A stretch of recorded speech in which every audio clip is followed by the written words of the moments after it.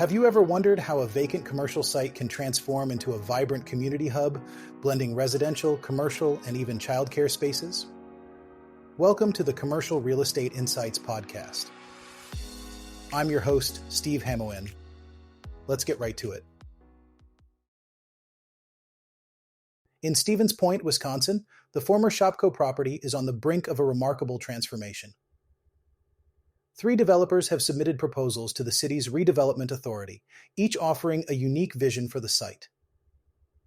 The proposals aim to integrate affordable housing, commercial spaces, and childcare facilities, all within this downtown location, according to a report by Caitlin Schuda from the Stevens Point Journal.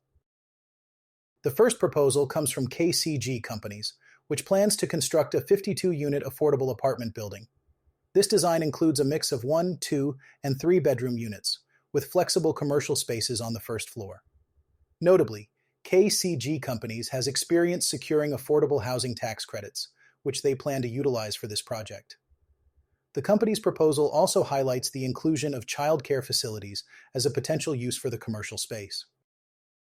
Commonwealth Development Corporation of America presented the second proposal, featuring a 3-story building that includes 47 apartment units. This proposal reserves space for community-serving uses, such as nonprofit organizations and small businesses. A standout feature is the potential partnership with the University of Wisconsin-Stevens Point to provide childcare services. This collaboration could expand the university's service reach to students, faculty, and the community at large. The third proposal, by Volker Development, Inc., envisions a 4-story building with 180 residential units and a substantial 16,000 square feet, designated for commercial or community service purposes. This design incorporates amenities like a fitness center, community room, and both surface and underground parking. Similar to the other proposals, Volker Development, Inc. has identified potential funding sources and requested city funds to support the project. Each of these proposals reflects a commitment to creating a mixed-use development that meets diverse community needs, from affordable housing to commercial and childcare facilities. As the city of Stevens Point continues to evaluate these plans, it's clear that the transformation of the former Shopko site could significantly impact the local landscape. Ares Commercial Real Estate Corporation, listed on the New York Stock Exchange under the ticker ACRE, is expanding its reach in the lending market. According to a report by Calkine Media, Ares Commercial Real Estate is renowned for providing structured financing solutions for various commercial properties. The company operates primarily in the commercial real estate lending and specialty finance sectors, offering a range of financial products to support property development nationwide. The company's portfolio includes senior mortgage loans, mezzanine debt, and preferred equity structures. By offering these diversified financial solutions, Ares Commercial Real Estate supports developers in bringing their commercial projects to life, from multifamily properties to office and retail developments. This expansion in lending capabilities demonstrates Ares' commitment to fueling growth in the commercial real estate market. Prologis executives have indicated that industrial real estate is transitioning into a new phase characterized by structural, long-term demand rather than rapid expansion. This perspective was shared during their third-quarter earnings call, providing insights into the global logistics trends that are reshaping the warehouse market.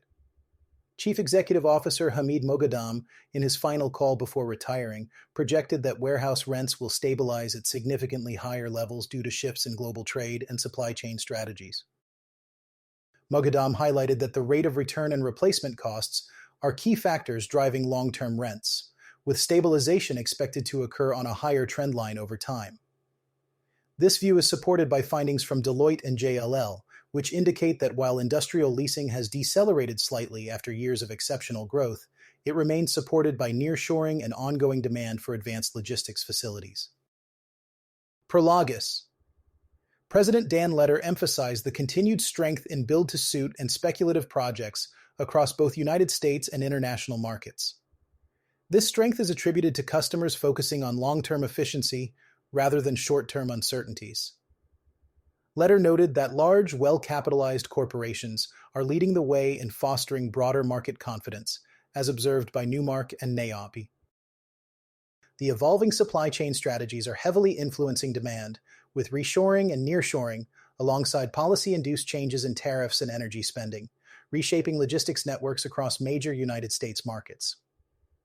Analysts at CBRE and Cushman & Wakefield suggest that this environment favors logistics hubs near population centers and ports, maintaining demand for high-end facilities capable of supporting automation and sustainable operations. E-commerce continues to be a significant driver of demand, accounting for approximately 20% of Prologis's new leasing. However, executives noted that future growth will stem from diversification, with food, beverage, and healthcare companies becoming increasingly central as they reconfigure supply lines for improved service speed and cost efficiency. Industry reports from CRESA and JP Morgan indicate that while occupiers still seek flexibility, they are more selective, prioritizing power capacity, sustainability features, and access to skilled labor when making location decisions. Looking forward, Prologis expects sustained global growth opportunities in 2026 and beyond, driven by continued investment in global supply chain modernization.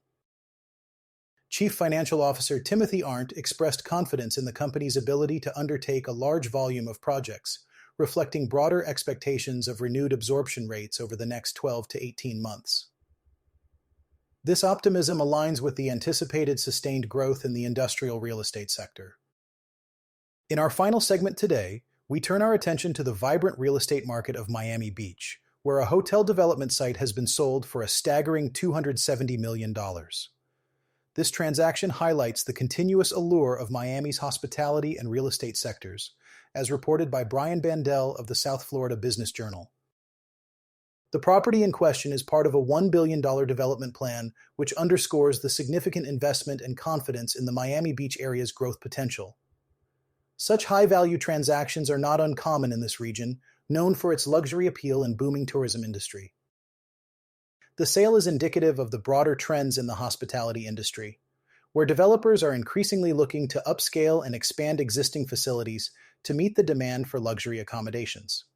This is particularly true in Miami Beach, where the combination of beautiful beaches, vibrant nightlife, and a robust cultural scene continues to attract both domestic and international visitors. As the Miami Beach market evolves, this development is expected to contribute significantly to the local economy, providing jobs and attracting further investment into the area. The strategic location of the site, along with the planned upscale development, aligns with the city's vision for sustained growth and modernization. This development also reflects a broader trend we see across North America, where urban centers are leveraging their unique attributes to attract high-end real estate investments. Whether it is Miami Beach or other burgeoning cities across the United States and Canada, the focus remains on creating dynamic, appealing environments that cater to both residents and tourists alike. Thank you for listening to the Commercial Real Estate Insights podcast. I'm your host, Steve Hamoen.